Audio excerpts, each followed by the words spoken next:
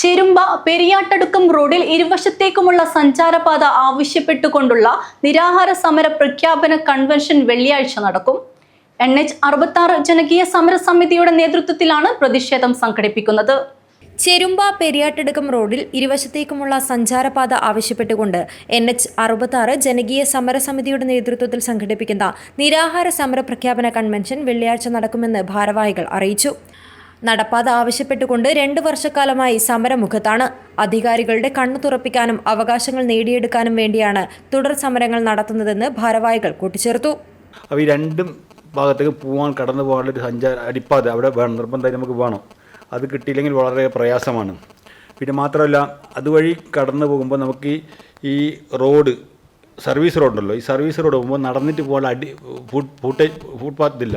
നടന്നിട്ട് പോകാനുള്ള കുട്ടികൾ എങ്ങനെ പോകും? ഈ മദ്രസയിൽ പോകുന്ന സ്കൂളിൽ പോകുന്ന കുട്ടികൾ എങ്ങനെ പോകും? ഫുട്പാത്തില്ല. അതായത് അശാസ്ത്രീയപരമായിട്ടാണ് ഈ റോഡിൻ്റെ നിർമ്മാണമുള്ളത്. ഞങ്ങൾക്കതിൽ നാട്ടുകാർക്ക് പ്രതിഷേധമുണ്ട്.